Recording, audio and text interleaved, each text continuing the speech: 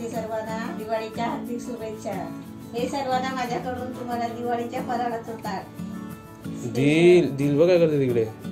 दिल कमी जास्त करायला पाहिजे ना लाईट। बघा घाबरते काय बघा। हे लाईट चेंज करायचं बटन दाबते का? हे बघ थांब असं दाब। हे बघ इकडे असेल कुठेतरी। हे बघ हे बघ चेंज झाली लाईट। लाईट चेंज झाली। हे बघ लाईट चेंज झाली। हे बघ लाईट चेंज झाली दिल। बघा दिल घाबरते काय बघा। चला कनेक्शन ऑफ करूया। नाही आमची दिल शानी दिल आहे ना।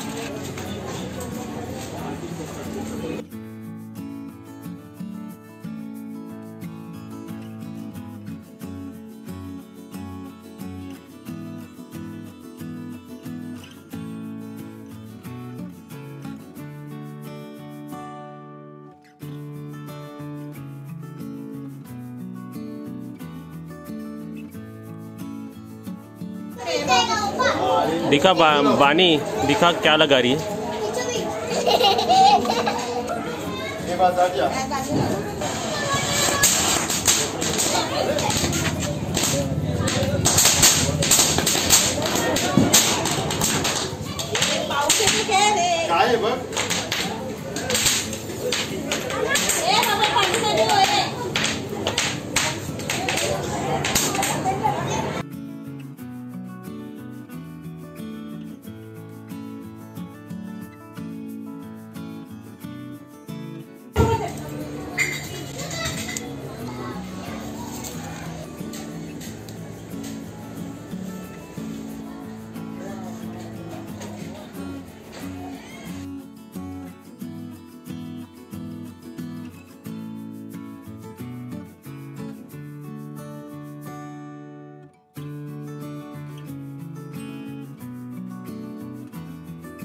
इकडे काय दिल बघ कशी दिवाळी विश करते.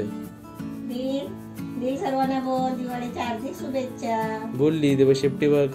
बोल हॅपी दिवाळी बोल दिलू. हॅपी दिवाळी बोल सर्वांना हॅपी दिवाळी. शेपटीने बोलते ती शेपटीने बोलते. हॅपी दिवाळी. हा ते बघा बोलली. आणि इकडे आपलं फराळाचं ताट.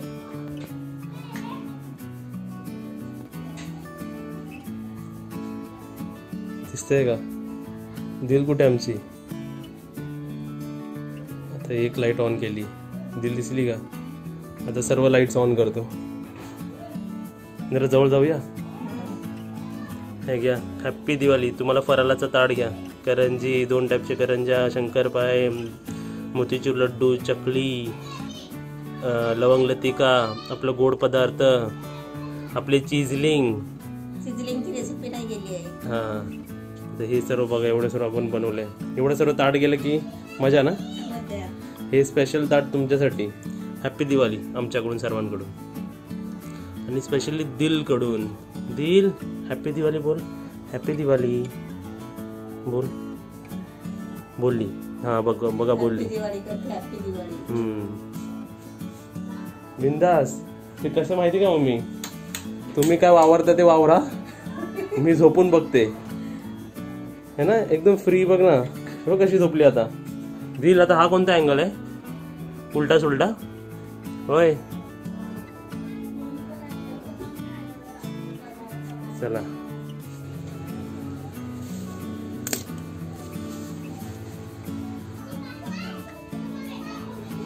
नमस्ते. आम्ही कस्टर्ड पावडर बनवते आणि आता आपल्याला माहितीच आहे कस्टर्ड पावडर सर्व रेसिपीला लागते. म्हणजे कसं आपण जर काय गोड बनवायला लागलो, खीर बनवायला लागलो किंवा पुडिंग बनवायला लागलो, काही असं बनवायला म्हणजे ते कस्टर्ड पावडर जरुरी असते घरामध्ये. तेव्हा मी तुम्हाला सांगते कस्टर्ड पावडर बनवून ठेवा. आता मी बघा कशी बनवते. आता बघा मी 1 कप साखर घेतले. आता त्याच्यामध्ये आपल्याला 1 चमचा व्हॅनिला इसेन्स टाकायचा आहे साखरेमध्ये. कस्टर्ड पावडर असली ना की आपण काही बनवू शकतो घरामध्ये. आमची चांगली पावडर झाली आहे.